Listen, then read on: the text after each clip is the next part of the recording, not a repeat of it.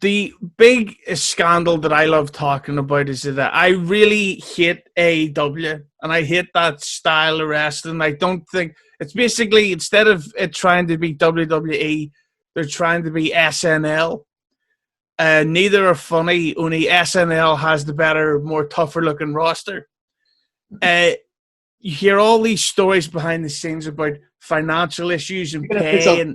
Piss off all the right people here. Like, I mean, because this is kind of the type of comments that I've been associated to. It's not necessarily, I mean, the most heat I got was when I said that women's wrestling was being shoved down our throats and half of them can't work.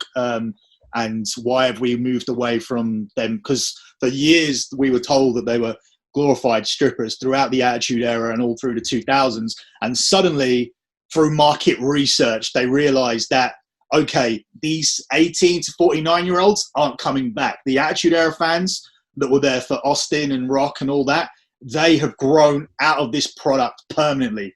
So market research told them that we have a better chance of going for getting the father and the son, but also trying to convert the wife and daughter. And that's the only reason this was done. If you think it was done out of the goodness of their heart because they suddenly decided that women were equal beings and they deserved equal ring time, it wasn't. It was down to the market research that indicated that they had a better chance of getting daughters and mums.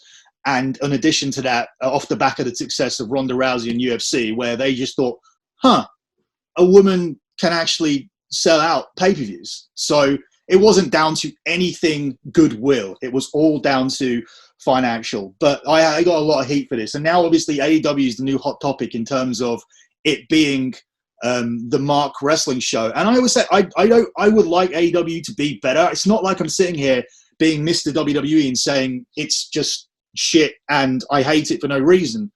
I want it to be good. I want people to have better places to work. I want WWE to step up. But the problem is, when you start a wrestling show and make it for marks who have already watched shit in Japan and have bought Japanese pay-per-views, and AEW never had a proper start. It was always like, instead of being episode 1, it was AEW episode 301.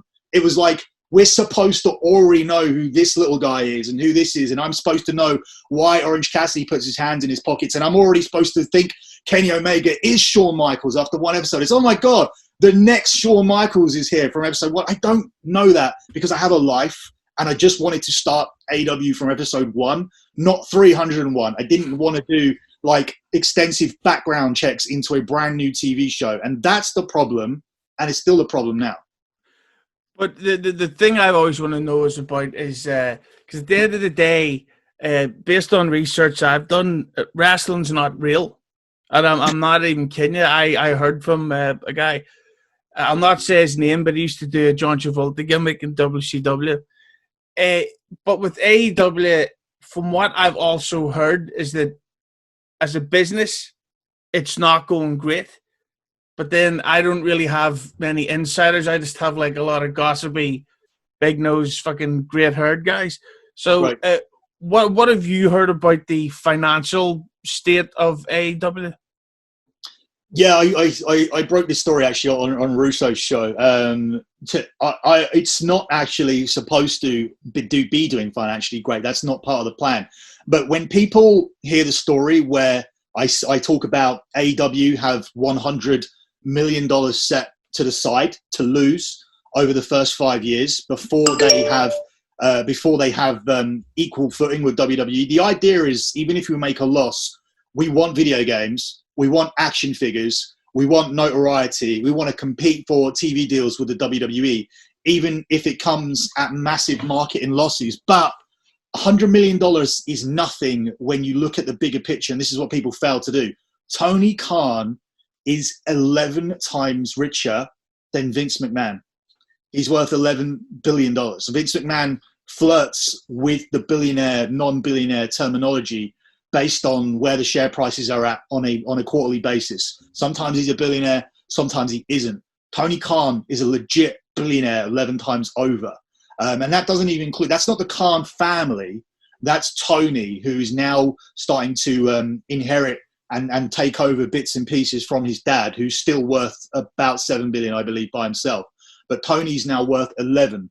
So $100 million dollars is like me dropping a $5 to start up a podcast. It doesn't mean anything. Like, so I mean, I pay $9.99 to Podbean to keep Dirty Sheets up every month. That is the same as it feels for Tony Khan to drop $100 million. If you put that into perspective, it doesn't matter. This company is a toy that can lose money.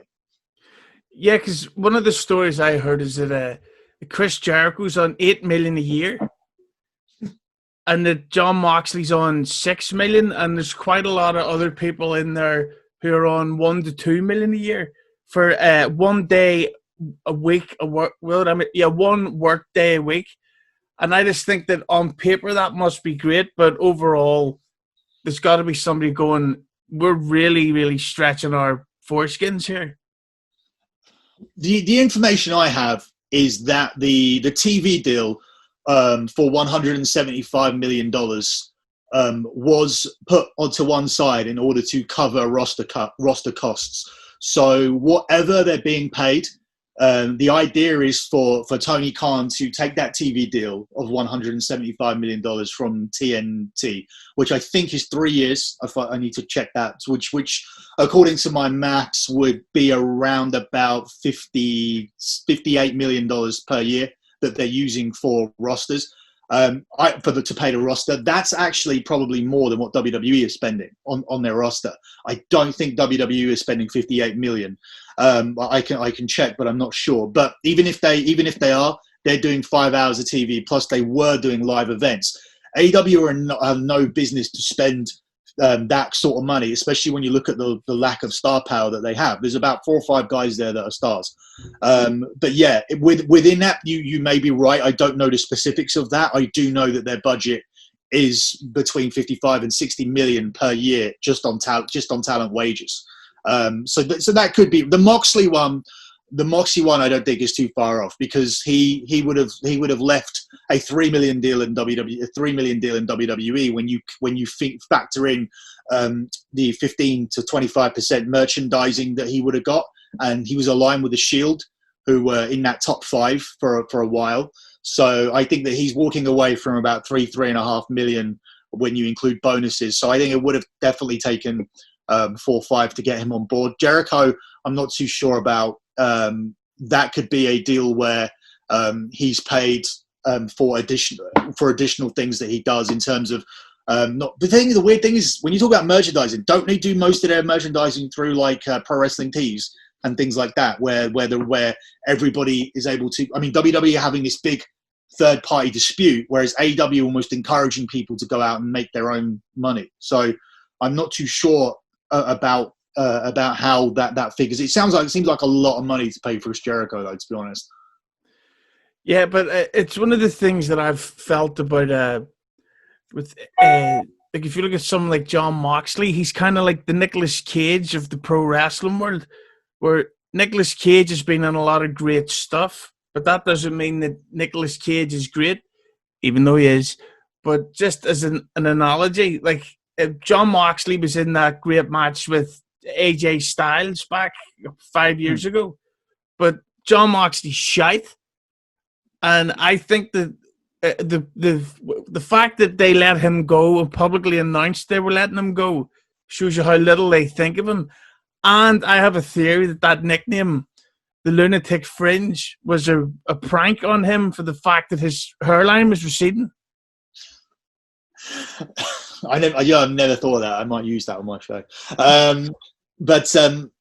I don't see the value in I almost just called him Steve Austin. I don't see the value in a kind of second-rate Steve Austin copy. I don't think Moxley. I think Moxley is good. I think that Moxley was a good part of the Shield, but I also felt that Moxley was in the right spot. Now, just because I think he's good, doesn't mean that he needs to be the face of the company, the world champion, doing this, that, and the other. I feel like a lot of people made the comment that, once he gets away from Vince McMahon, once Moxley's allowed to be Moxley, then we're going to see the real Jon Moxley. Whereas the WWE Moxley, I think, was fine. I think he did well with most of the stuff that he was given. I think when he got elevated to that higher level, he really struggled. His Steve Austin interview, we played the interview in the background, and we played the interview on our podcast and paused it to laugh at to make comments of the awkwardness. We have a 3-hour podcast out, and it's our highest, most listened to podcast ever. 70,000 listens for our Jon Moxley Steve Austin review, just because it was just, I mean, I think word of mouth got on about how much we really tore the shit out of him. I think that was his downfall. But if you fall down at that place, I mean, look, Drew McIntyre's out there doing successfully navigating media. Roman has gone out there successfully navigating media. Cena's gone out there and successfully navigated media. Can these characters all be better if they're not booked under the umbrella of Vince McMahon, who thinks they're babyface? Every babyface needs to be in that Hulk Hogan mold. Yeah, they could be. I think Drew, Roman, and Cena have all got heel runs in them, and we're seeing Roman's now. But they all managed to do it. Ambrose failed in that department. So whereas he's fine, I don't think that he was being hard done by being in the upper main event, the upper mid-card section just below the main event is in WWE. But I still wanted to see what everybody was saying when they were going, oh, when he gets out of this, you watch what he's going to be. You watch how good this guy's going to be.